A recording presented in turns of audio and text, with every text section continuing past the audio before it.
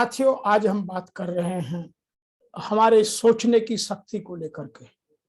भगवान ने हम सबको एक सोचने की विशेष शक्ति दी है और जिससे हम यदि सकारात्मक सोचेंगे तो सारे काम हमारे स्वतः सिद्ध होते जाएंगे, और यदि ओवर थिंकिंग करेंगे तो काम नहीं होंगे। उल्टा हम या तो अवसाद में चले जाएंगे या कुछ बीमारियां पाल लेंगे। बहुत सारे लोगों ने सोचने को लेकर के बहुत सारी बातें कही हैं। इस पर बहुत बड़ा विज्ञान है। मैंने बहुत सारे वीडियो बनाए हैं जिनमें डिजाइन थिंकिंग है, स्ट्रेटेजिक थिंकिंग है, क्रिटिकल थिंकिंग है। लेकिन आज मैं एक विशेष वीडियो बना रहा हूं। केवल सोचने से कुछ नहीं होता। इसके लिए आपको अपना स्वधर्म का पालन करना बहुत जरूरी है। यदि आपको जीवन में सफल होना है तो सोचने के साथ साथ अपने स्वधर्म का पालन तत्काल प्रारंभ कर दीजिए, अन्यथा केवल सोचने से कुछ नहीं होता। विश्व में सोचने के लिए केवल 10 तरह की सोचें हमें देखने को मिलती हैं, जिनमें सबसे पहली आती है क्रिटिकल थिंकिंग। जो महत्वपूर्ण सोच है, जो महत्वपूर्ण विषय है उनको सोचा जाए, बाकी जो साधारण विषय है उनको छोड़ दिया जाए। दूसरी होती है एनालिटिक थिंकिंग। जो डेटा मुझे मिला है मैं उसको पूरी तरह से एनालाइज करूं। जो डेटा है, डॉक्यूमेंट है, इंफॉर्मेशन है, उन सबको मैं विश्लेषणात्मक तरीके से उसका विश्लेषण करूं और उससे अपने मतलब की चीज निकालूं। नंबर 3 होती है क्रिएटिव थिंकिंग। मैं नया सोच करके कैसे रचनात्मक कार्य पैदा करूं। कुछ ऑटोमाइजेशन हो सकता है, मॉडर्नाइजेशन हो सकता है, कंप्यूटराइजेशन हो सकता है। ये सब क्रिएटिव थिंकिंग के, कुछ आर्ट में, कुछ क्रिएटिविटी में हम नया करें, ये सब क्रिएटिव थिंकिंग की वजह से संपन्न हो पाता है। एक है एब्स्ट्रैक्ट थिंकिंग। केवल हम उन चीजों को सोचते हैं सामान्य तरीके से जिनसे मेरा काम चलता रहे। मैं अपने ज्यादा दिमाग पर जोर नहीं देना चाहता। केवल एब्स्ट्रैक्ट की बात करें, लोगों को समझें और बहुत ज्यादा उसमें क्रिटिकलिटी पैदा ना करें। एक होती है कंसंट्रेट थिंकिंग, ठोस। जो कंसंट्रेट विषय हैं, जिनको कंसंट्रेट करना चाहिए, कुछ उनमें इनोवेटिव आइडियाज पैदा करने चाहिए, या कुछ सिंप्लीफिकेशन हो सकता है, या कोई सरलीकरण हो सकता है। तो ये चीजें हैं। एक है कन्वर्जेंट सोच। जो मुझे कुछ बदलना है, पहले से जैसे सोचते थे अब कुछ नया करना है। फॉर द चेंज से हमें अपनी थिंकिंग को कन्वर्जेंट करना होगा, उसको कहते हैं कन्वर्जेंट थिंकिंग। एक होती है डाइवर्जेंट थिंकिंग, औरों से अलग सोचना। जितना लोग सब सोचते हैं उनसे मैं कुछ अधिक सोचता हूँ और अलग सोचता हूँ, इसीलिए मैं 2 कदम दुनिया से आगे चलता हूँ। एक होती है स्ट्रेटेजिक थिंकिंग। मैं किसी काम की रणनीति बनाता हूँ कि मैं वह काम कैसे पूरा करूंगा। तो आज जो बिजनेस को जरूरत है उसमें स्ट्रेटेजिक थिंकिंग, रणनीतिक सोच और डिजाइन थिंकिंग। सोच को आकार देना, केवल सोचना ही नहीं काफी, उसको मूर्त रूप में आकार देना। डिजाइन थिंकिंग पर काम करना, उसके कॉन्सिक्वेंसेस को समझना।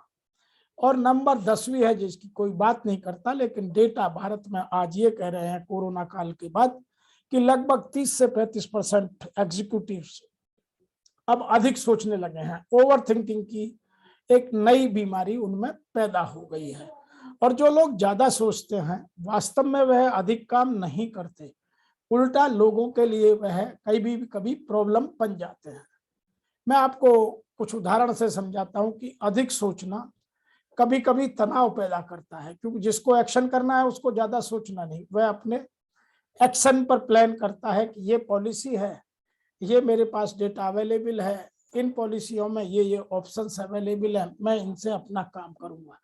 लेकिन जो ज्यादा सोचते हैं वो खुद भी तनाव में रहते हैं और दूसरों के लिए भी तनाव पैदा कर देते हैं। एक और विशेष बात है, इसकी वजह से अधिक सोचने से कई बार हम बहुत सारी बीमारियां पाल लेते हैं। ये 6 बीमारियां जिस अधिकतर उन्हीं लोगों में मिलेंगी जो बहुत ज्यादा अधिक सोचते हैं। वो उनको मैं डीप थिंकिंग नहीं कहता, लेकिन वो हमेशा अपने विचारों में डूबे रहते हैं, या यूं कहिए कि वो कुछ ना कुछ ऐसा सोचते हैं जो वो कर नहीं सकते, और उसके ना करने के पीछे उनमें धीरे धीरे डिप्रेशन में चले जाते हैं, और उनमें यह 6 बीमारियां बहुतायत में देखने को मिलती है। नंबर 1, उनका मस्तिष्क, उनकी याददाश्त कम होने लगती है, वो अपने आप में खोए रहते हैं। नंबर 2, आप उनकी पेट खराब होने लगता है, पाचन तंत्र को वीक कर देती है। नंबर 3, यह हार्ट को भी, आज जो यंग एज में बहुत सारे एग्जीक्यूटिव की डेथ होती है, उसका एक बड़ा कारण बहुत ज्यादा सोचना मिला है। तो जो लोग बहुत अधिक सोचते हैं, हमेशा डूबे रहते हैं, हमेशा कुछ ना कुछ दिमाग में बॉगलिंग करते रहते हैं, पॉजिटिव नहीं सोचते, वो कुछ ऐसा सोचते हैं जो उनको परेशान करता है, तो उनका हार्ट इससे प्रभावित होता है। इसलिए आज हार्ट अटैक भारत में ही नहीं, विश्व में बढ़ते जा रहे हैं। नंबर 5 है, यह आपकी त्वचा पर बुरा असर डालता है। जो ग्लो होनी चाहिए त्वचा में, जो चमक होनी चाहिए, हम समय से पहले बुढ़े दिखने लगते हैं, समय से पहले मैच्योर दिखने लगते हैं, त्वचा में झुर्रियां आने लगती हैं। तो हमारी जो बॉडी का ग्लो है, वो धीरे धीरे, जो चमक है, जो तेज है, जो ओज है, जो चेहरे पर आत्मविश्वास है, वह कम होता चला जाता है। नंबर 5, यह जो हमारी प्रतिरक्षा प्रणाली है, जिसको आज कोरोना टाइम में बहुत बढ़ाने की कोशिश की गई, यह हमारी प्रतिरक्षा प्रणाली को भी गड़बड़ा देती है, वीक कर देती है। इसीलिए हमारी जो प्रतिरक्षा प्रणाली है वह कमजोर हो जाती है और हमें बीमारियां दबा लेती हैं। इसीलिए इम्यूनिटी पावर को यह वीक कर हमारे इम्यूनिटी सिस्टम को खराब कर देती है। और हमें जब तक अपने इम्यूनिटी सिस्टम को मजबूत नहीं करेंगे, तब तक हमारी बीमारियों से लड़ने की क्षमता कम होती चली जाएगी। नंबर 6, आज कैंसर बहुतायत में मिलने लगा है। उसका भी कारण हमारी सोच है। जो लोग अधिक सोचते हैं वह कैंसर को इनवाइट करते हैं, क्योंकि बॉडी में वो सेल्स बनने लगते हैं जो कैंसर को बढ़ावा देते हैं। तो इसीलिए अधिक नहीं सोचना चाहिए। लेकिन कुछ लोग बहुत सारा अधिक सोचते हैं और हमेशा बहुत सीरियस रहते हैं। उनके चेहरे पर कभी हंसी, कभी खुशी, कभी प्रसन्नता, कभी आनंद, कभी प्रसन्नता, संतुष्टि किसी को नजर नहीं आती। और वह चीजों के बारे में सकारात्मक से ज्यादा नकारात्मक सोचने लगते हैं। क्योंकि जब आप ज्यादा सोचेंगे तो आपको वो चीजें डराने लगेंगी जो नेगेटिव फॉर्म किया, ये नहीं हुआ तो ये हो जाएगा। तो हम ये क्यों नहीं हुआ इस पर नहीं सोचते, ये नहीं हुआ तो ये हो जाएगा। उस पर जो कॉन्सिक्वेंस है, जो उसके परिणाम है, हम उनको लेकर के चिंतित होते रहते हैं, जबकि वो परिणाम होंगे या नहीं होंगे कोई नहीं जानता। इसके एक और बड़ी विशेष बात है, यदि हमारे में ये 6 बातें हैं, ये अधिक सोचने की बीमारी लग गई है, तो ये 6-7 तरह की बीमारियां हम में पैदा हो जाती हैं। नंबर 1, हमारा जो आलस्य है, प्रोक्रास्टिनेशन है, वो बढ़ जाता है। दिमाग में हमेशा बेचैनी बनी रहती है। छोटी छोटी बातों पर हम चिंता करने लगते हैं या गुस्सा करने लगते हैं। किसी भी काम में मन नहीं लगता। जब घर में होते हैं तो बाहर भागने को मन करता है और बाहर होते हैं तो घर आने को मन करता है, लेकिन मन में कभी संतुष्टि नहीं मिलती।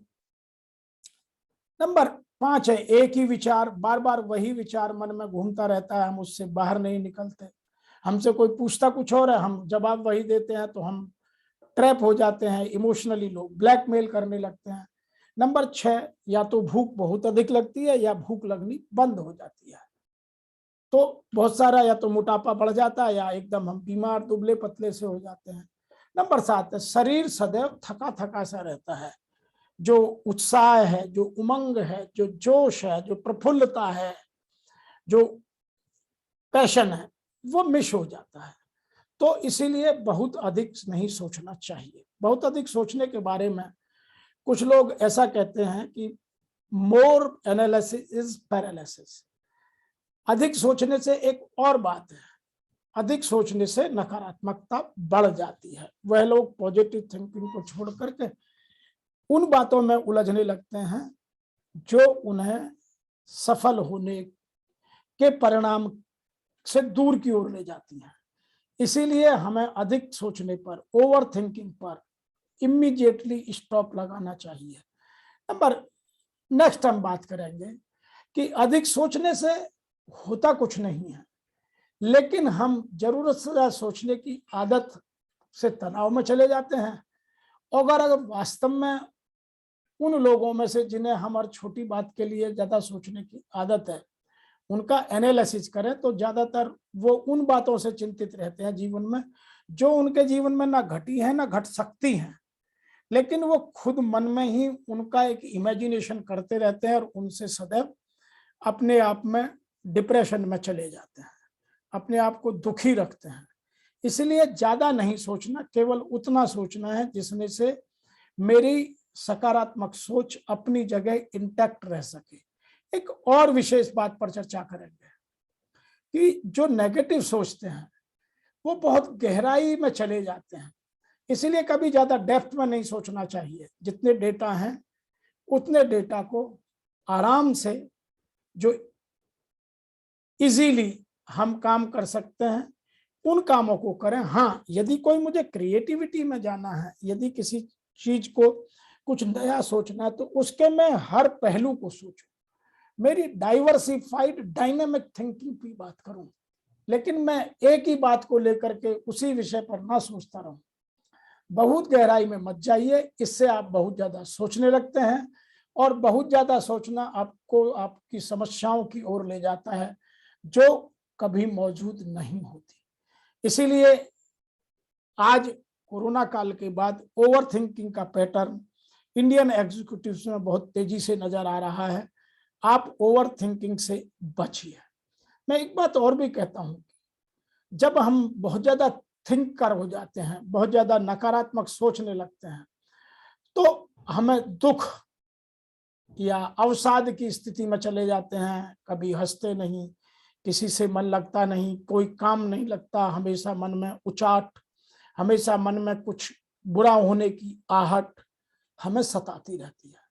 तो इसीलिए ज्यादा सोचना एक गंभीर विषय बनता चला जा रहा है और ज्यादा सोचते सोचते हम निर्णय लेने की स्थिति में नहीं रहते। हम हमेशा डोलड्रम में चले जाते हैं, मैं ये लुक करूं या ये करूं। अधिक विश्लेषण प्रक्रिया को नष्ट कर देता है। जो ज्यादा थिंकर बन जाते हैं, जो फिलोसफर्स टाइप के लोग होते हैं, वो एक सब्जेक्ट को लेकर तो आगे बढ़ जाते हैं, लेकिन समाज के हर विषय को टच करना उनके बस में नहीं रहता है, इसीलिए वो सदैव कंफ्यूज रहते हैं। इसीलिए जो हमारी रूटीन की प्रोसेस है, ओवर थिंकिंग उस प्रोसेस को भी तोड़ मरोड़ देती है और हमें डिसीजन लेने में दिक्कत होने लगती है। अतः हमें ओवर थिंकिंग से बचना है और अपने स्वधर्म का पालन करना है। हम उतना अवश्य सोचें जिससे हम कोई गलत काम ना करें, जिससे कोई हमें हानि ना हो, जिससे हम किसी का नुकसान ना करें और अपने स्वधर्म का पालन ठीक से कर सकें। केवल सोचने भर से कुछ नहीं होता है। आप जिन महान लोगों को आप उठाकर देखेंगे, सब ने सोचते ही एक एक्शन प्लान बनाकर उस पर इमीडिएटली तत्काल प्रभाव से काम करना शुरू किया है। मैं यहाँ एक आपको छोटी सी कहानी भी सुनाना चाहता हूँ कि एक बहुत महान व्यक्ति एक साधु के पास गया और साधु से बोला कि मुझे अपने जीवन में कुछ महान करना है। तो साधु ने कहा कि अवश्य कीजिए, मैं आपकी क्या मदद कर सकता हूं। तो वह व्यक्ति बोला कि मुझे आप कुछ ज्ञान की बातें बताइए ताकि मैं कोई काम गलत नहीं करूं। तो साधु ने उसको कहा कि आप तो पहले से ही बहुत अच्छे व्यक्तित्व के धनी हैं, आपका ज्ञान बहुत अच्छा है, आपने ज्ञानार्जन बहुत किया है, फिर भी आप यदि मुझसे पूछते हैं तो मैं यही कहूंगा कि आप कोई भी काम जब करें तो तत्काल प्रभाव से शुरू करते हैं और अच्छे काम का कोई शुभ मुहूर्त नहीं होता। अच्छा काम जब करो तभी शुभ होता है। तो उन्होंने चलते चलते फिर पूछा कि मैं अब ये काम क्या कल से शुरू कर दूं। तो गुरुजी ने कहा कल से नहीं, अभी से। आप यहां से उठकर जा रहे हैं, जो भी आपको रास्ते में मिले, जो भी आपको प्रक्रिया में मिले, उन सब में आप वो काम कीजिए जिससे आपके स्वधर्म का पालन हो। मैंने डिजाइन थिंकिंग पर, स्ट्रेटेजिक थिंकिंग पर, स्वधर्म पर बहुत सारे वीडियो बनाए हैं। आप इस विषय को यदि और अधिक समझना चाहते हैं तो मैं आपसे निवेदन करूंगा कि आप मेरे उन वीडियोज को देखिए और अपने जीवन में ओवर थिंकिंग से बचिए, सकारात्मक सोच में जाइए और